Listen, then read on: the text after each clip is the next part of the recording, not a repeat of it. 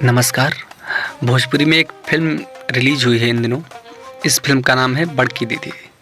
भोजपुरी की ये बड़ी शानदार फ़िल्म है और किसी बड़े स्टार के ना होने के बावजूद भी ये फ़िल्म यूट्यूब पर लॉन्च होते ही, रिलीज़ होते ही हंगामा बरप गई। केवल 5 दिनों में ही बिना किसी ऐड वगैरह के ये फ़िल्म 1 करोड़ से ऊपर व्यूज़ ला चुकी है। आजकल आपको देख रहे होंगे भोजपुरी में कि कोई भी फ़िल्म सिनेमाघर में नहीं लग रही है। बड़े स्टार की फ़िल्में भी कहीं किसी तरीके से लगती हैं। इसके बावजूद बड़ी फ़िल्में भी इतना रिस्पॉन्स नहीं देती हैं बिना ऐड के जितना इस फ़िल्म ने दिया है।